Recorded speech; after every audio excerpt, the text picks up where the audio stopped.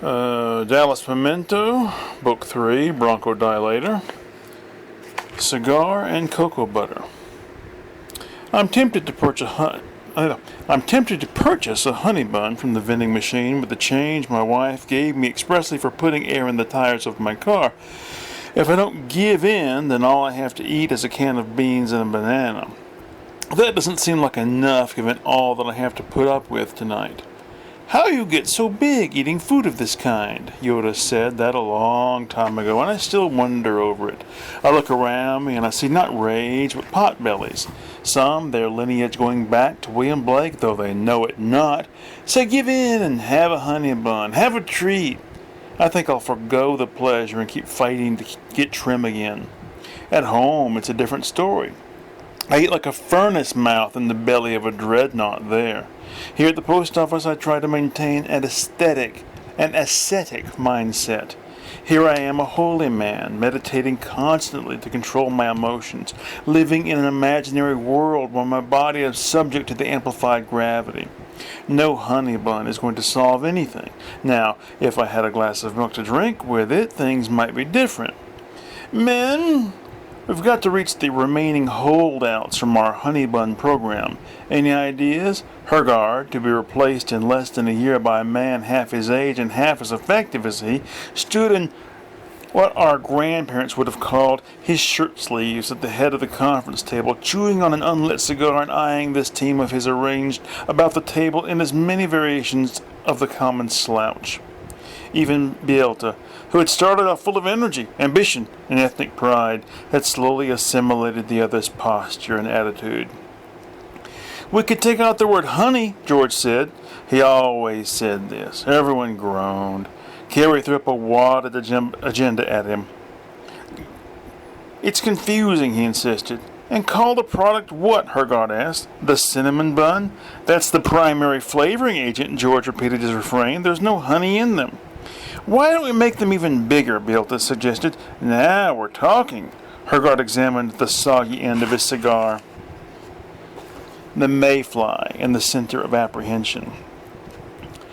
You put too much faith in that old horn, Ned Feast's mother griped as Feast watched the morning news on TV and idly polished the bell of the white clarinet. There's something about the wax museum, Feast cried. He pointed with the end of the yellow polishing cloth at the screen. You ought to burn that horn. His mother's gums hurt as she tensed the muscles of her jaw. It's not a real musical instrument anyway. Oh, look at Elvis, Feast laughed. At least Elvis could play the guitar, not just polish it. The old woman's mouth turned down at the corners. Without taking his eyes off the TV, Feast pointed the bell of the white clarinet at his mother and blew a single note of revolt. Hideous, ugly-sounding thing. Feast's mother's fingers worked at the tightly knotted laces of a big black boot in her lap. In other news, newscaster Don Francois began, local musician Ned Feast, this is it, Feast was triumphant, has been marked for death by the village elders. Ha ha! The old woman laughed. She had loosened the knot at last. With one wrench she pulled the whole lace free of all the eye holes. Marked for death? Feast repeated incredulously. He stood up from the ottoman upon which he had been perching. You put too much faith in that old albino horn, I told you. Feast turned on his mother and blew a flurry of squawks in anger. The old woman responded by blowing into the cracked toe of the old boot, fingering the eye holes as she had the plastic recorder she had once learned to play in grammar school back in the old country. The mouth of the boot coughed once or twice before emitting a baritone sound much like the squeaking of the heavy bronze hinges on the main gate of the Mustachio's palace. I'll trade you, Feast shouted with delight. Menace, with her knuckles depicted as white, bulging and bearing the letters BEANS, NPEAS in subsequent portraits commissioned by the Baker-in-Chief's wife, Amanda Milan, became both a cultural icon and a heroic figure in the more basic sort of textbooks. What, however, was the truth behind this supposedly wild-eyed and messily coiffed female whose name was later to adorn coffee cups and beach chairs in a display of either ironic ignorance or ignorant irony? One man, perhaps the last living man able to provide us with any first-hand insight into Amanda Milan's real-life character, is Stanhope Dalton, now publisher of Raspberry Center Chicken Tower magazine. One wintry day last summer, as the village band rehearsed on a distant platform, we met with Dalton on a public park bench, covered with violent, impulsive expressions of young love carved into its much-painted wood. I asked the elderly publisher and hulking bear of a man, had he ever been in love with Amanda Milan? "Oh, I don't think so," he replied, after considering the question only a moment. "I was only 5 or 6 years old when she died." "Did you attend the funeral?" I pounced eagerly, for aside from 10 precious seconds of silent film, no known documentation exists concerning Milan's funeral. Even her burial site is a secret closely guarded by the dwarves employed in the dough works. "No," Dalton explained. "There was a cartoon I wanted to watch, Mr. Salmagundi.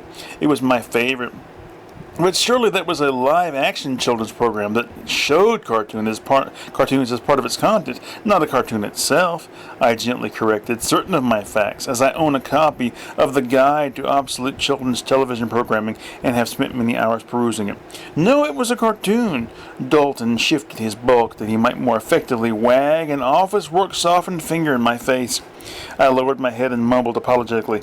"Mr. Salmagundi was a show with actors. An actor played Mr. Salmon. He introduced the cartoons." "You're wrong," Dalton bellowed. He struggled to his feet, but collapsed suddenly into a gathering storm of controversy. Sickness. Fresh arrangements of woodland weeds and singularly diverting twigs were placed about the room in the festive plastic urns that the witness claimed to like so much. "I remember the first time I walked the Clipshaw Hills," the witness reminisced, as Sally applied darkening agents under his eyes. I turned from watching the entrance to the auditorium and waited for this unnamed young man to continue, but seeing that his observation was completed, I looked away again. Sneaky's voice came through my headphones. "Relax. He'll be here." I grunted something meant to convey my legendary surliness. In reality, I could think of nothing to say, and slipped through the black curtains to the little clearing amid last year's props where Stan and Walter were playing cards. "The governor here yet?" Stan asked. "No," I said. I watched them play a moment and then remarked on how Frank Sinatra had once told Margot Kidder that he only drank milk during a thunderstorm.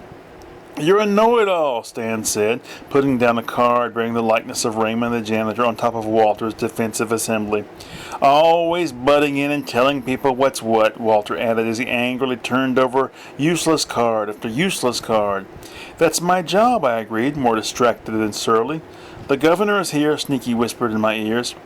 "Gotta go." I excused myself and left Stan and Walter, who, I am sure, spoke warmly and appreciatively of me after my exit, thankful that I had given them both high-paying jobs that required nothing more of them than that they play cards all day.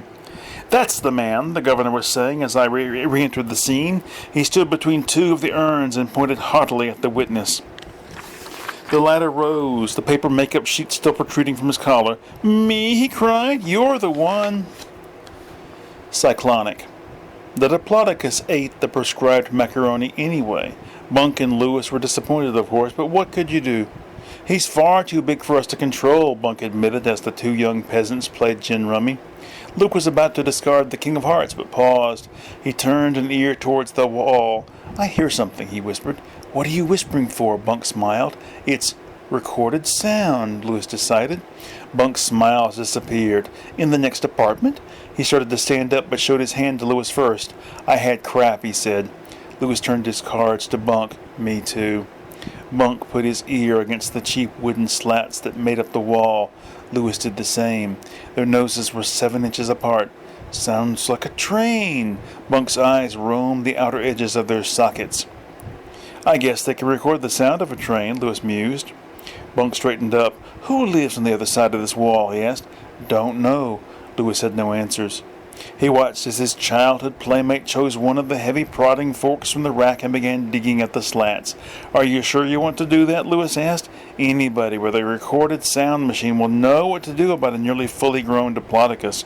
Unless they stole it," Lewis countered, though he hated to throw cold water on Bunk's idea. Bunk did not respond. He tore out the first slat. The ones to either side were easier. After jerking them free, he pulled down the woven banana skin insulation. "I'll be damned," he swore. "Is that old comic strips?" Lewis stepped forward and examined the funny pages that lined the wall. "Just think." Bunk ran his fingers over the yellowed paper. "Right behind Garfield's head may be a television." Antacid intolerance. Ham hock, that succulent novelty, lay waiting in the stew pot for Lawrence, should he ever make it to Bieber's apartment to indulge in its flavors of brine, gristle, and marrow. Lawrence stood in the rain under the towering immensity of the Imperial Capitol building, watching the police tow away his car. Poor guy. Rick Brokersfield shook his head from the comfort and security of his father's domed walking machine. "He deserves it," Rick's friend Shaglim sniped. "Filthy car driver." "Four-wheeler!" he shouted to the receding figure of the stranger, though he certainly knew that he would not be heard. "Should I give him a lift?" Rick asked, making as if to turn the tall ambulator around. "God, no," Shaglim answered. "It's crowded enough in here as it is." Rick glanced back at the precious cargo they carried, boxes and boxes filled with comic books. He sighed. "Just kidding," he said. There was no way he would let some stranger, especially one drenched from the rain, into this space with so much treasure. "Ah, comics," Rick Brokersfield sighed again. "Who would have thought, 100 years ago," Shaglim philosophized, "that our entire lives would be based on the template of the once lowly comic book?" "Indeed." Rick rubbed his chin with a hand tattooed in green ink. The images were tiny Mayan glyphs taken from the ancient comic strip Mento Dento. By the time Lawrence arrived at Bieber's apartment, the world had changed. The apartment was now occupied by big-nosed foreigners professing no knowledge of the previous tenants' whereabouts. "Would you like to have dinner with us?" the man invited Lawrence. "We're having ham hocks." "You're using that word in the plural, as if it was a count noun," Lawrence noted, gripping the handle of his briefcase tighter. He backed away slowly as the wolf reluctantly admits defeat. You can't tell anybody. A single page from the Book of Hazard was sufficient reading material for Anzal the digger. He took the thin sheet of it to his cabin and sat terrified for the remainder of the voyage. "Loopwick Island!" cried the starboard walker on the morning of the 12th, as the fragrant breeze from that fanciful destination wafted over the great wave-riding train. "See if he's alive," Pam instructed Digby, as she sat trying on straw hats in preparation for the imminent disembarkation. The man called Digby went to the door of the neighboring cabin wherein lay the digger, Anzal. He rapped twice with the knuckles bearing the tattooed letters METAL. "Anzal, you alive?" he called. His voice was like whole horseradish sent through a Cuisinart. Another rap and another call, interrupted by the passage of balloon-laden children along the corridor. A hollow-eyed Anzal answered the door. He merely glanced at Digby. The latter returned the glare for a moment. "We're at the island," he said. "Get ready." He turned away. At the end of the corridor, Jimmy accidentally popped Elise's balloon with the sharp end of one of the pieces of straw that composed his hat. "I didn't mean to," he protested as Elise began to cry. Digby chuckled softly to himself over the incident as he stood at the door of his own cabin. "Stupid kids," he said. All of this had not gone unnoticed by the two uniformed men sitting in secret observation across the corridor. "He still has a soft spot for children," one said. "Fine," said his comrade curtly. "What about the digger? Would you say he appears impaired?" "If you mean is his musculature diminished, then no. I would say it is not." The second man in the uniform of gray and white mused. He rose from his stool in front of the peephole and went to the porthole on the opposite wall. "Do you smell that?" he asked. "That's the smell of a fat bonus and leisure." Surely MTV keeps records. "The elongation of the checkerboard is but an illusion," I explained to Parmenter, though he seemed, as I well knew, reluctant to accept anything that I might have to say. "I am trying to visualize the biscuit as you suggested." The old man's voice was weak. "Had I been pushing him too hard? But I fear that I am too set in my ways. Perhaps I am too, he faltered, unwilling to say the dreaded word. "Too old?" I finished his thought. "Nonsense, old man. Why, I myself was 30-something when I learned to do without alcohol. I took up the German language not I took up the German language long after I had been written off by all my contemporaries. You need a rest, that's all. I switched off the psilocybin and Parmenter's head fell forward onto his chest. It's easier for you, he muttered. You, with your secret source of unlimited wealth and your so-called procurementary brain. I was born in a treehouse on a cliff by the sea. My people were all sponge divers. The Coca-Cola Company was our only source of stability. Tell me about your treehouse, Parmenter. Did you have television? I rolled a tiny piece of a dowel painted to look like an unfiltered cigarette between my fingers and gazed up at the ceiling fan contemplatively. Did I really care about Parmenter's background, his possession of a television or lack thereof? These were not questions that I asked myself at the time. Only later, when it came time to dictate to my secretary my report on these events, did I give any thought to them. I paused in the middle of pacing the borrowed office, fake cigarette in hand, and laughed in a snorting sort of way. What's so funny? Asked Gloria, the secretary provided me by the commission. Nothing, I snapped, immediately regretting it. Nothing, I repeated in a softer voice. I longed to apologize, but a man in the position I was in at the time cannot afford to show weakness by apologizing to an underling, especially a temp. Later on, however, I made it up to the woman by remembering her birthday with an ice cream cake. Mammy's Tin Tater Cup. This container was recently used to transport octopus, Glint pronounced. How can you be so sure, Scorbo demanded. His nose is extremely sensitive, Thales, the third to speak of the celebrated three companions, smiled at his joke. It is often remarked in the most ancient of the source materials for these chronicles of the three companions' adventures how Glint frequently complained of subtly offensive odors that others could not perceive.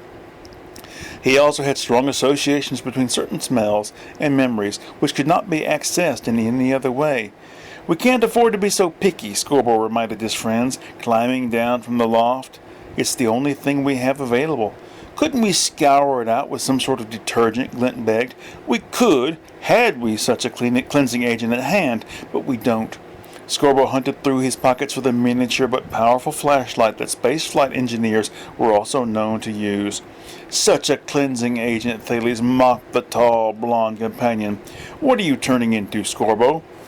I am certainly becoming more the person I have always longed to be, Thales. Scorbo folded his arms across the image of Techno-Texan that adorned the front of the orange 100% cotton t-shirt that he wore. We don't have time for your bickering, you two, Glint admonished. Very true, Scorbo agreed, favoring the swarthy, medium-sized Glint with a smile that those unfamiliar with Scorbo and his companions, might perceive as cruel. When this is all over, Thales, shorter than the other two, and the possessor of a pale, freckled hide, had turned his profile to Glint and Scorbo. I'm going to start a band. I really am. And I don't know whether either of you will be invited to join. At that moment, a distant rumble of reptilian vocalizations, gargantuan in its tone and timbre, sounded through the large windows that lined one wall of the abandoned warehouse. The people of this village, idiots all that they may be, Scorbo declared, are counting on us. Let's not let them down. Double ultimate. Going directly to the closest independent distributor of narcotics after setting foot on dry land, Gatherer, a bear, spent half his paycheck on a box of smoking salts. He thanked the pleasant and helpful young man behind the counter and went out into the city to see what wonders it contained.